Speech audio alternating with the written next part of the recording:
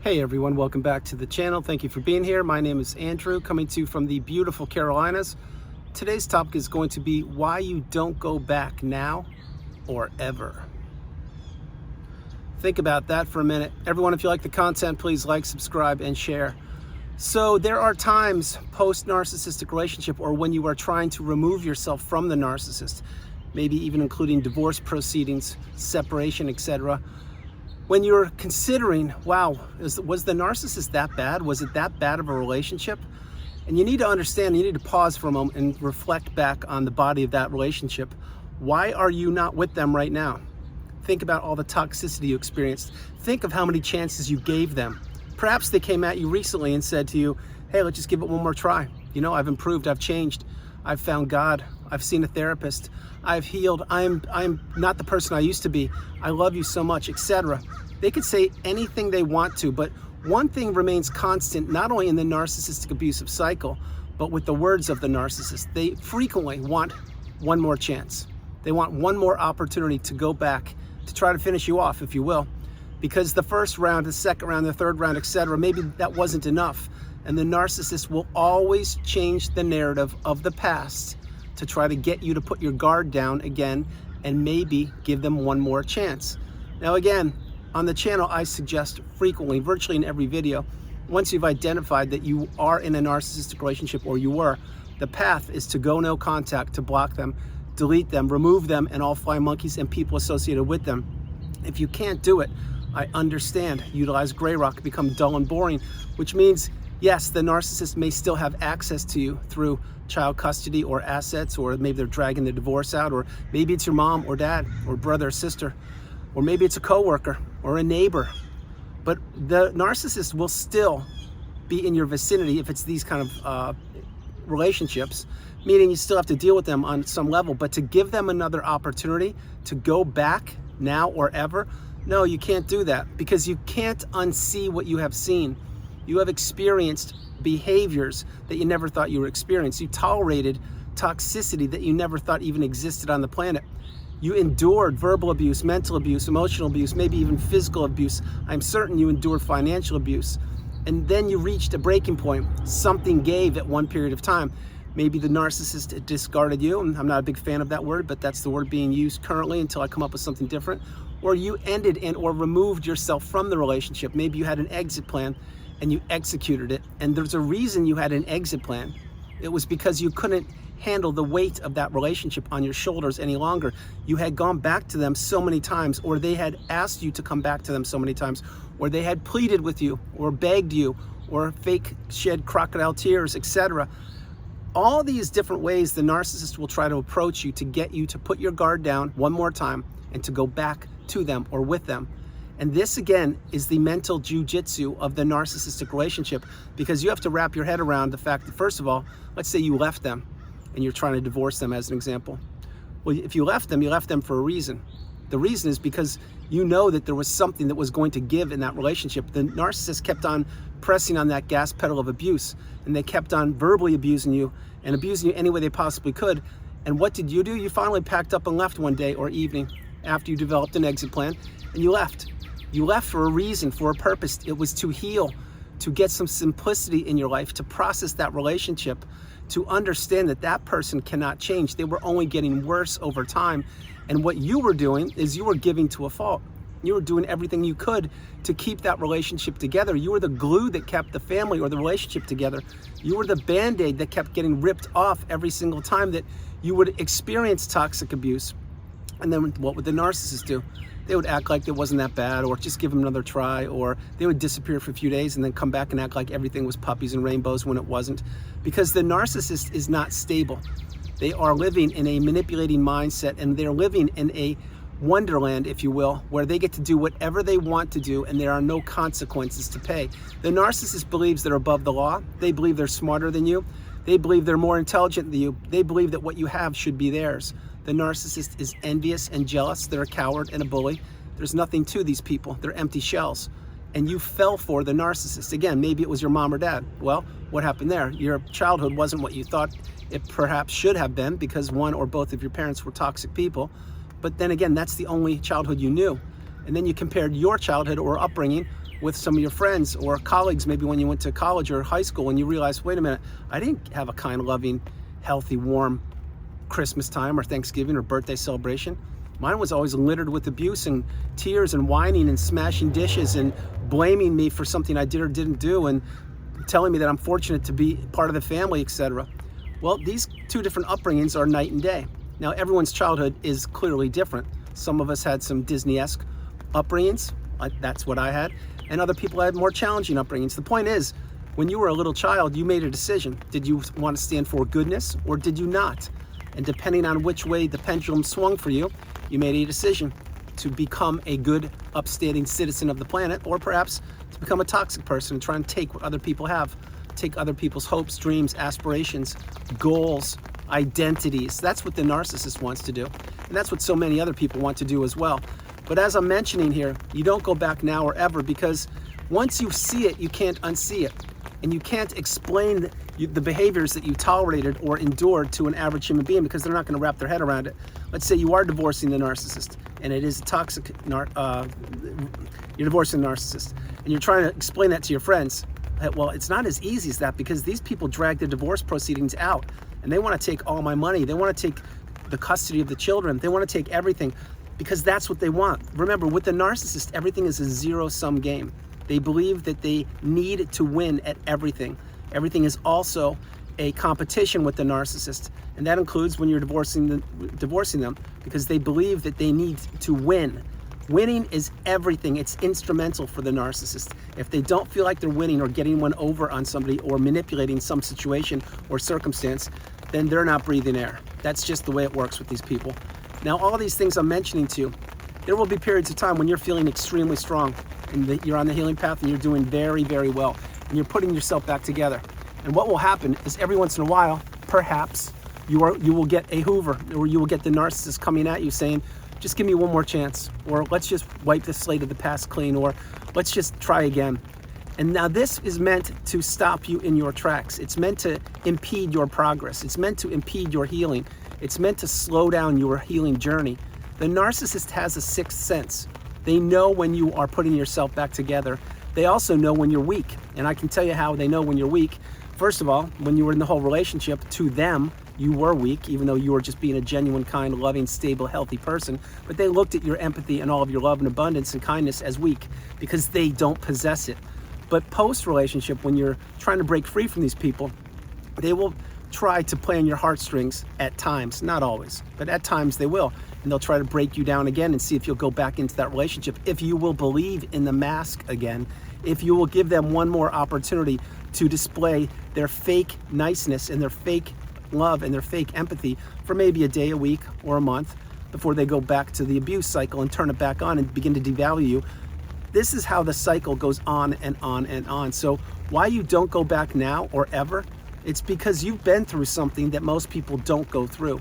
You've healed, or you are well on the healing path, and you are understanding that reaching the pinnacle of indifference is where you're headed. And getting another roadblock in your path, in other words, the narcissist perhaps hoovering you, telling you, let's try one more time, or let's just meet, or something like that, that's not a good thing. It means, number one, the narcissist is still crossing your mind. It means, number two, they have access to you. It means, number three, you probably stumbled there and you hit a hiccup or a hurdle that you had to get over, because now you're thinking about with your heart. You're thinking, wow, was it that bad? Should I go back? Should I just maybe talk to them? I'm not sure. The answer to that is no, no, and no. And if you didn't hear that again, it's no. The narcissist does not deserve 1 second of your time once you've identified who they are. And the reason why I say that is because when you were in pain, or you were crying, or you had health injuries, or you lost your job, or you lost a loved one in your family, all and many more examples like that, where was the narcissist? They were nowhere to be found. They kicked you when you were down. They wanted to really make sure you didn't exist. They wanted to make sure that you were remembering those pivotal periods of time and remembered that they weren't there for you. But when they're trying to draw you back into the relationship, even if it's just for a couple moments of time to communicate with you, you need to remember who these people are. They're not like you. They're not loving, stable, empathetic, kind individuals. They're people who will kick you to the curb the moment they get the upper hand. The moment they get access to you, the cycle will automatically kick in again. And the cycle, it goes around and around and around, and the one constant in the cycle is the narcissist, and you have removed yourself from that. Why would you go back again? There is no benefit for you going back to the narcissist or to any part of that period of time, because the narcissist can't change. They only get worse over time, i.e. the aging narcissist. The aging narcissist is not a pretty sight to see. I created a whole series on that. You should check out the playlist. These people deteriorate over time. They throw anybody under the bus they can. They blame their own children. They blame all their past spouses or romantic relationships. They blame society. They blame the world. They blame their jobs. They blame their brothers, sisters, moms, dads, aunts, uncles. They blame anybody, but they do not take responsibility for themselves. And so as the clock ticks, the aging narcissist gets worse and worse and worse. And yes, every narcissist, they become the aging narcissist if they make it up there in years. Now, why I'm mentioning that is because you've broken the cycle. You've escaped the relationship. My hope is you've broken the trauma bond and you understand that seeing behind the mask was pivotal. It was instrumental. It was something they did not want you to do. So if they are in or were hoovering you, or just saying, hey, let's give it one more chance, maybe you're still married to them and you're trying to divorce them and they're trying to be nice to you now. Well, think about why they're being nice to you. Now pause. Think about why they weren't nice to you during that whole marriage, because they weren't. They're just looking at you as the source of supply, or maybe the person who's putting food on the table or paying the bills or doing whatever you're doing for them. They're looking at that supply source disappearing, going away, because that's what the divorce will bring. It will bring no longer a connection with the two of you. It will close the chapter, and it will close the four ties that you have with the narcissist, which again, remember, the four ties that need to be broken are the energy, are the financial ties, emotional ties, spiritual ties, and the, I think I said financial ties. But the point being, those four ties need to be broken. If I got one wrong, please correct me. The point of all these things I'm sharing with you, emotional, physical, financial, spiritual, there you go.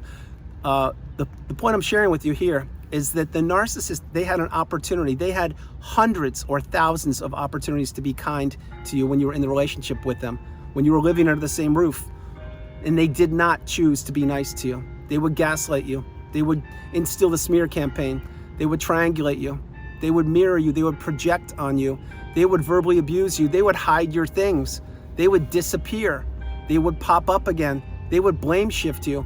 They would do anything they could because they were envious and jealous of you. And now that you've removed yourself from the relationship and you're trying to really break the ties, and you're understanding you're very close to, let's say, getting divorced or relocating or blocking your mom or dad or whoever it is, you need to understand what you've been through. What you've been through, your average person hasn't been through, and you actually took action. You're one of the strong, fortunate ones that took action and removed yourself from the relationship. And if that is you, you need to continue with your exit plan. You need to continue with what your plan was in the first place to have the narcissist not have access to you. Because all the narcissist wants is to break you down again. And they want to be able to have you listen to the words, think about if in fact they have changed or healed or they're a better person, etc., and give you one more chance, or give them one more chance. And you shouldn't. You've already done that over and over again. Why do you think you're watching videos on the narcissistic abusive cycle? Why do you think you're journaling? Why do you think you had to heal from the relationship? Why do you think you had to see a therapist? Why do you think you had to really slow your life down and take stock of the people you surround yourself with, meaning your friend group, and really introspect on your immediate family? Do those people serve you or not? The reason why is because you become awakened and aware, educated and empowered, maybe even enlightened, meaning you understood that not everybody has your best interest at heart. And at the top of that list is the narcissist. They've never had your best interest at heart. They just kept on trying to pull the wool over your eyes or hoodwink you into believing that in fact they do have your best interest at heart. And it worked for the length of that relationship until something broke, until either you were discarded or you removed yourself. And then you finally said, wait a minute, this person actually, they're not benefiting me. They never have. And what did I do for them? I did everything for them. I provided a huge lifestyle for them. I catapulted them to the next level. I built them up. And now what did they do? They just threw me away to the curb. That's what the narcissist does. But when things go sideways for the narcissist, many times they will try to hoover past sources of supply. Not always, but many times. Or they will recycle people from the past. It doesn't have to be a romantic interest. It could be a brother, sister, mom, dad, aunt, uncle, neighbor, friend, colleague, whomever. But this is what they do. They believe, many times the narcissist believes that time will heal. In other words, why you will forgive them or allow them back into your life after time has passed. That is not the path. The path is you can observe relationships from afar, not the narcissist, but I'm talking about your present day relationships, and you can never ever give the narcissist another opportunity. What that means is now you've become the educated empath, and you don't need to share information with people about your whereabouts, what you're doing, who you're seeing, who you're not, etc. You can now keep everything close to the vest, and if you find a loved or trusted person in your life, you can communicate with them on any level you want to, but we don't overshare. We don't give the narcissist another opportunity. We understand there's a reason we left or were discarded, and we take the lifelong learning lessons from that relationship and we apply them to present day. That is the path. We need to heal from the relationship. The narcissist doesn't need to heal. The only thing the narcissist needs to do is fine-tune their skills of manipulation. That's what they do. That's why after periods of time, and I hear these during one-on-one sessions every once in a while, after 10, 20, 30 years, the narcissist will pop up again and try to hoover the person right back into a relationship, saying that they've changed and they've been thinking about them, etc. Because the narcissist is always watching. They're watching all of their past fuel sources. They're watching their immediate family members, their friends, colleagues, neighbors, coworkers. They're watching everybody in their vicinity because, as I told you earlier, they're in competition with virtually everybody, and they want to see what they can take from certain people at certain periods of their life. And they sized you up and took what they could from you for the length of that relationship, but no longer do they have access to you. And if by chance you did receive a hoover, my hope is you did not accept it and you understand that these people don't improve. They only deteriorate, and they try to take you down for the count, but they failed. And now here you are at the pinnacle of indifference, the mountaintop of indifference, where you no longer care about the narcissist or anybody from that period of time. So you don't go back now or ever. Remember those words. Stay strong, stay stoic, stay calm, stay centered. Above all, stay yourself. You've regained your identity. You've regained clarity. You've regained your health. You've regained the version of you that you never thought even existed, which is the third version of you. And now that you're here, you need to really celebrate your wins. Understand that that relationship served a purpose in your life. It was a chapter of your life. It's over with. It's done. You've now processed everything. You've healed. And now you are at the pinnacle of indifference. The narcissist is still in that low vibrational state. They will never, ever escape it. They get out of it for periods of time, but then they fall right back into it once a source of supply wises up and figures out that they don't want anything to do with these people. And more people all over the globe are beginning to get that message. So everyone, that's the video. I hope you liked it. I loved doing it from the beautiful Carolinas. This is Andrew. Namaste. Have a great afternoon, evening, or morning, no matter where you are on the planet. You are not alone. Remember that you are not alone. I love you all. God bless you. And remember this, I have openings now. If anybody wants a one-on-one coaching session with me, drop an email at narcdailyvideos@gmail.com. That's narcdailyvideos@gmail.com. Also, final thing, everybody, if you got a hoover, please don't accept it. If you didn't get a hoover, thank your lucky stars. That's a good thing.